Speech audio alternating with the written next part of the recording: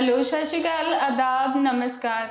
आप सभी का स्वागत है हमारी क्रॉस एंड एस्ट्रो टीम में। तो आज हम जिस विषय पर बात कर रहे हैं वो बहुत ही खास विषय है, क्योंकि हम देखते हैं कि आजकल ज़्यादातर घरों में लड़ाई झगड़ा रहता है, पति पत्नी के बीच बहुत ज़्यादा झगड़े रहते हैं। तो आज इसी समस्या पर बात करने के लिए हमारे साथ मौजूद हैं पंडित सनी कुमार जी। पंडित जी, स्वागत है आपका हमारी क्रॉस एंड एस्ट्रो टीम में। स्वागत। तो पंडित जी, जैसे आपने भी देखा होगा कि आजकल पति पत्नी में बहुत ही ज़्यादा झगड़े बढ़ गए हैं। तो इसका क्या कारण है कि किस वजह से, क्या दोष होते हैं जिनकी वजह से बहुत ज़्यादा झगड़े बढ़ गए हैं? पति पत्नी के बीच अगर मतभेद होने लग जाए किसी भी प्रकार का, अगर लगे कि हाँ भाई कि इस घर में तो ज़्यादा ही लड़ाई होती है। जी कहा जाता है कि जिस घर में जितना ज़्यादा प्रेम होता है उतनी ज़्यादा लड़ाई भी होती है। जी जी। लेकिन जन्म कुंडली कुंडली में देखा जाए तो सप्तम भाव पति पत्नी का प्रतिनिधित्व करता है। जी और इसमें भी अगर देखा जाए तो सप्तम भाव में अगर कोई पाप ग्रह बैठा हो तो इसके विचार किया जाता है, अगर पाप ग्रह से युक्त हो या दृष्ट हो तो ऐसा हो जाता है कि पति पत्नी में मतभेद या तक कि तलाक की नौबत आ जाती है। जी और इसके कई कारण भी हो सकते हैं, जैसे कि अगर मान लीजिए कि जहाँ पर पति पत्नी का जो घर होता है जहाँ पर रहते हैं, जी अगर उस घर में कोई बिजली का सामान, ऐसा सामान जो कबाड़ है जो जिसका कोई यूज़ नहीं है लेकिन तब भी वो घर में पड़ा रहता है, या फिर ऐसे टूटे फूटे बर्तन अगर घर में पड़े रहते हैं, या ऐसे टूटी फटी पुरानी चादरें जिसका कोई यूज़ नहीं फिर भी घर में रखे रहते हैं, ऐसी चीज़ों जो नेगेटिविटी पैदा करती है और ये कहीं न कहीं जाकर पति पत्नी के बीच मतभेद का कारण बन जाती है। ठीक है। तो पंडित जी, क्या कोई घर का ऐसा वास्तु दोष भी जिम्मेवार होता है जिसकी वजह से घर में ज़्यादा झगड़े होने शुरू हो जाते हैं? देखिए जी, जब भी पति पत्नी के अंदर मतभेद होने लग जाता है, आपस में लड़ाई होने लग जाती है, तो कुछ कारण वास्तु दोष का भी माना जाता है, क्योंकि वास्तु ऐसी चीज़ है जहाँ पर हम अपना घर में रहते हैं, खाना पीना सोना सब हमारा घर में ही होना। तो जो वास्तु दोष होता है इसका भी कुछ हद तक जिम्मेवार माना जाता है पति पत्नी के संबंध में।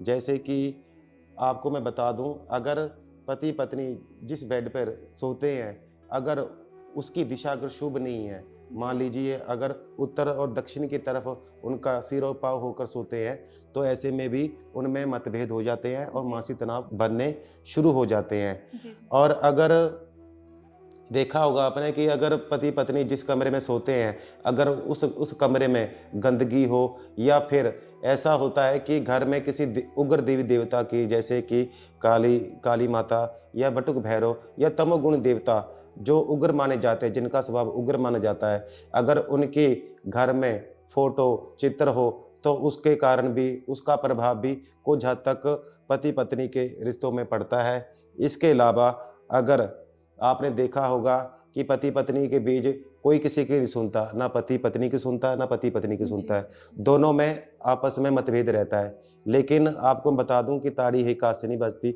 दोनों हाथ से बजती जी है। जी जी। हम ये नहीं कहते कि सिर्फ मर्द ही गलत इस लाइन में या फिर औरत ही गलत है। कुछ गलती दोनों की ही होती है, तभी ये जाकर ये समस्या शुरू हो जाती है।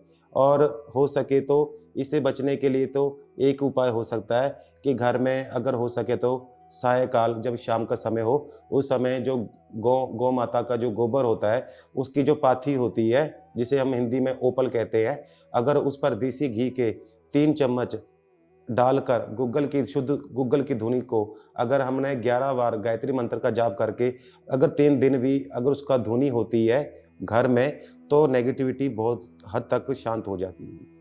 तो पंडित जी, जैसे कि आपने बताया कि पति पत्नी के बीच में इन वजह से झगड़ा होते हैं, क्या कुछ ग्रह भी उनके झगड़ों का कारण होते हैं? कौन से ग्रह होते हैं कि जो अगर कुंडली में खराब हो, जिनकी वजह से पति पत्नी में झगड़े शुरू हो जाते हैं? देखिए जी, आप सभी लोगों का प्रश्न होता है कि ऐसा कौन-सा ग्रह है जिसके कारण दाम्पत्य जीवन में कोई न कोई बाधा उत्पन्न होती रहती है। जी इसके देखिए जी, हर ग्रह का अपना-अपना स्वभाव होता है। अगर मान लीजिए अगर पति-पत्नी के बीच में से अगर सूर्य जन्म कुंडली में अगर सूर्य जी अगर खराब हो, तो ऐसा जातक का स्वभाव क्रोधी होता है, गुस्से वाला होता है। ऐसा जातक चिड़चिड़ापन जिसे कहते हैं कि छोटी छोटी बात को लेकर नोट करने वाला होता है, और गुस्सा ही उसका ऐसा नेगेटिव पॉइंट होता है जिसके कारण वह पति पत्नी के बीच मतभेद हो जाता है। और मान लीजिए अगर मंगल जन्मपत्री में खराब है, पति पत्नी दोनों में से किसी का भी, तो ऐसा जातक हिंसा वृत्ति वाला, गाली गलौज करने वाला और मार धाड़ करने वाला माना जाता है। जी। और इसके बाद तीसरा होता है चंद्रमा। अगर चंद्रमा पति पत्नी के बीच में अगर किसी का भी चंद्रमा अगर खराब है, तो ऐसे में क्या होता है कि जातक में शक शक की भावना उत्पन्न हो जाती है। कहते हैं कि शक का कोई इलाज नहीं माना जाता। जिसके मन में एक बार वहम और शक का बीज पैदा हो जाए, उसका कोई इलाज नहीं माना जाता।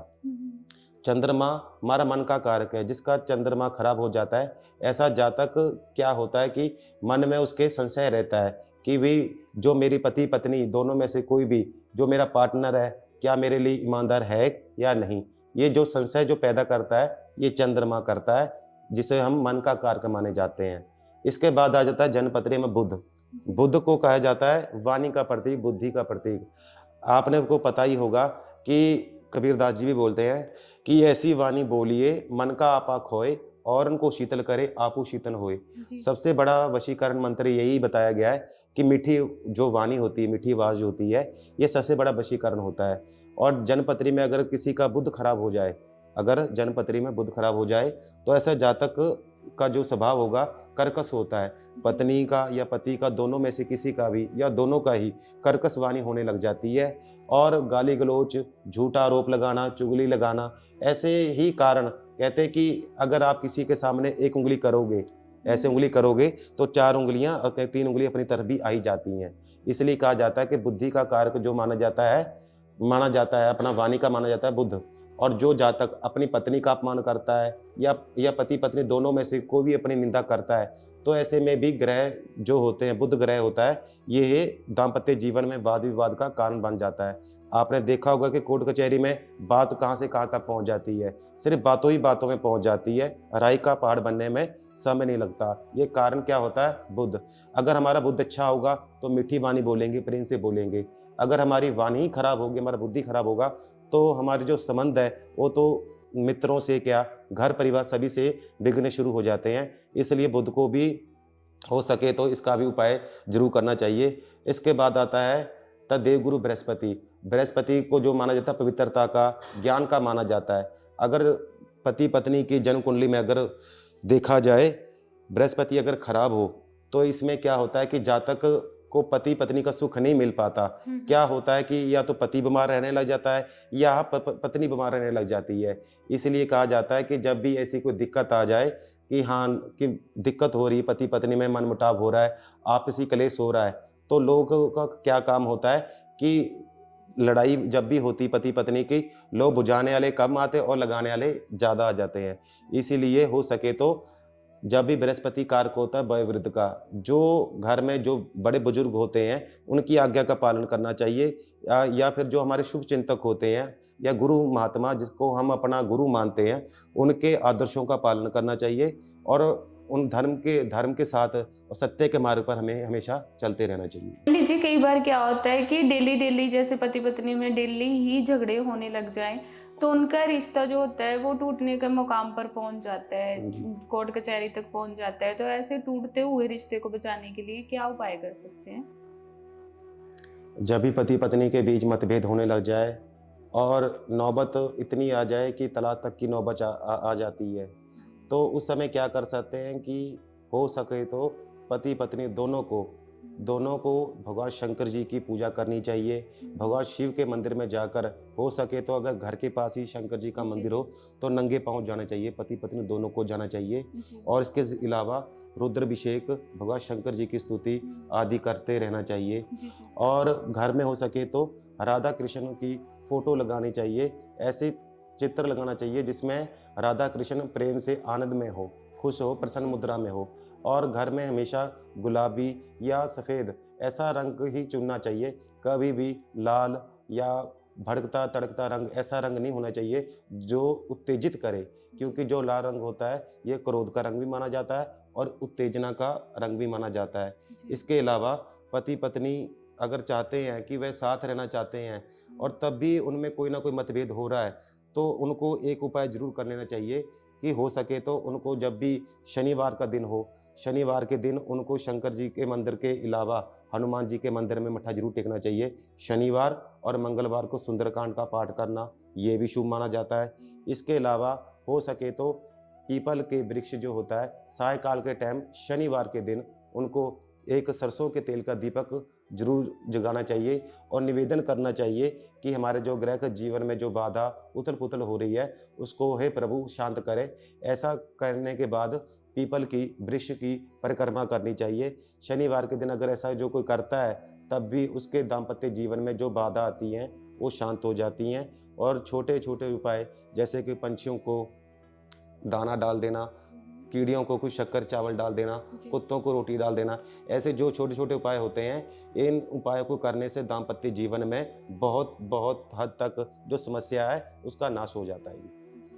कई बार पंडित जी क्या होता है कि पति पत्नी के बीच झगड़े का कारण होता है कि पत्नी या पति के बीच में कोई तीसरा व्यक्ति आ चुका होता है, तो वो जो पति पत्नी के रिश्ते में कोई थर्ड पर्सन आ रखा है, उसकी वजह से झगड़े हो रहे हैं, तो उसको ठीक करने के लिए मतलब पति का उस तीसरे पर्सन की तरफ से ध्यान हट जाए, उसके लिए क्या उपाय करने चाहिए? देखिए जी, आपने कहा कि अगर पति-पत्नी के बीच अगर तीसरा पर्सन आ जाए, तो क्या करना चाहिए?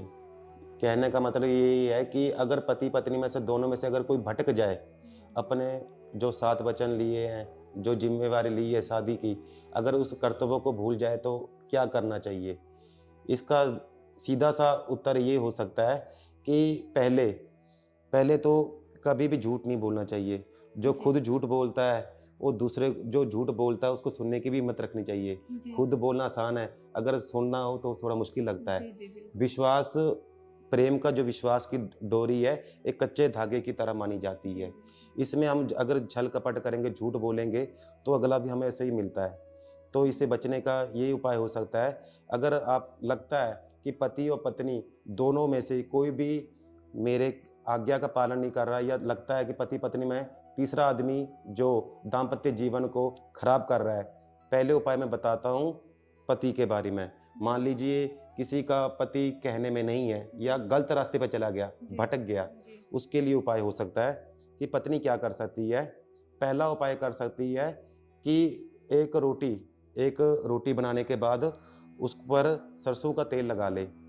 सरसों का तेल लगा ले, एक साइड सरसों का तेल लगा होगा रोटी पे और दूसरा साइड कच्चा। उस पर थोड़ा-सा मीठा, शक्कर आदि डालकर किसी कुत्ते को शाम के टाइम डाल देना चाहिए और जब भी कुत्ते को रोटी डाले, तो उस समय अपने पति का ख़्याल ज़रूर कर लेना चाहिए, मन में विचार कर लेना चाहिए और मन में ये भी भाव करना चाहिए कि हे प्रभु, हम अनजान हैं, आप जानी-जान हैं। इतना कह के वो रोटी कुत्ते को ज़रूर डालनी चाहिए।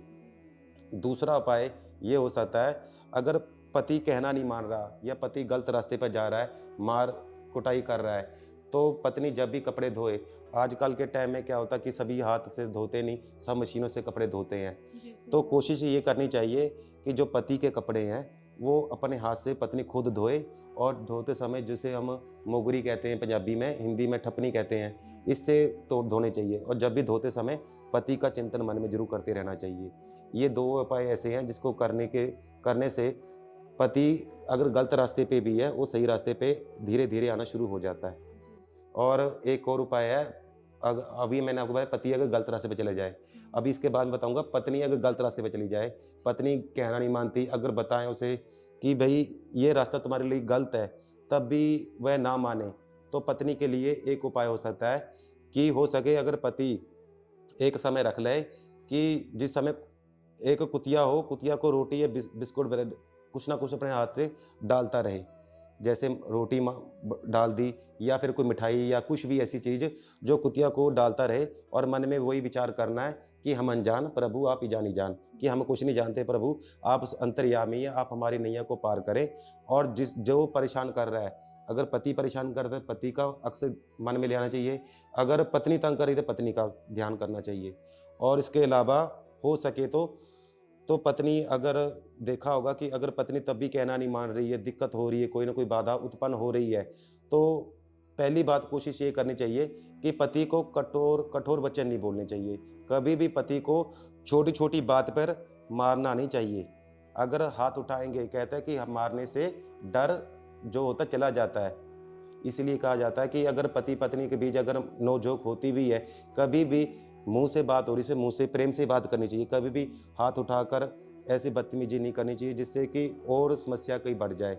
और हो सके तो अगर पति को लगता है कि भई मैं अपनी पत्नी से परेशान हूँ, मेरी पत्नी मेरा कहना नहीं मान रही, तो उसको हो सके तो शुक्रवार के समय, जब भी शुक्रवार हो, उसको 2 पेड़े आटे के बनाकर उसके अंदर शक्कर डालकर हो सके तो गौ माता को ज़रूर डालनी चाहिए, दान करना चाहिए। इसके अलावा दुर्गा मंदिर में, जहाँ दुर्गा माता का मंदिर होता है, माता का श्रृंगार, नारियल और प्रसाद ये ज़रूर बाँटना चाहिए, चढ़ाना चाहिए।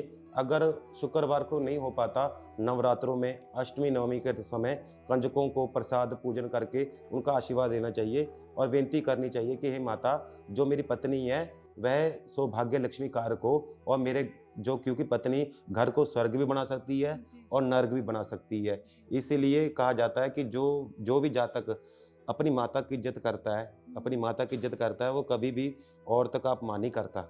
और ये हमारी कोशिश करनी चाहिए कि कभी भी मतभेद हो जाए तो हमेशा प्रेम से उसे सुलझाना चाहिए, ना कि उसे लोगों की बात सुन के आगे से आगे बढ़ाना चाहिए। तो पंडित जी, जैसे कि पति पत्नी के बीच बहुत ज़्यादा झगड़े हों तो क्या उपाय करने चाहिए, वो आपने बताया। अब हमें ये बताइए कि पति पत्नी में हमेशा प्यार बना रहे, उसके लिए क्या करना चाहिए? अगर पति पत्नी के बीच में दाम्पत्य जीवन में कोई बाधा रुकावट आती है, तो उनको क्या करना चाहिए कि जब भी एकादशी का समय हो या गुरुवार का समय हो, तो उस समय भगवान कृष्ण के राधा कृष्ण मंदिर में जाकर माखन और मिश्री का भोग हो सके तो ठाकुर जी को जरूर अर्पण करना चाहिए। जी, जी। इसके अलावा हो सके तो मंगलवार का समय, जब मंगलवार का दिन हो, तो उस समय हो सके तो हनुमान जी को, महावीर जी को लाल लाल रंग की मिठाई या लाल लड्डू या जलेबी, गर्म जलेबी, खासकर गर्म जलेबी का भोग लगाया जा सकता है। इससे दाम्पत्य जीवन में मधुरता आनी शुरू हो जाती है। इसके अलावा ओम नमो भगवते वासुदेवाय का मंत्र का जाप अगर पति पत्नी दोनों करते हैं, तब भी दाम्पत्य जीवन में मधुरता, सौम्यता का प्रादुर्भाव शुरू होने लग जाता है। क्रॉस एंड एस्ट्रो टीम की तरफ से आपका बहुत बहुत धन्यवाद पंडित जी। धन्यवाद। तो मिलते हैं जल्दी ही नेक्स्ट वीडियो में।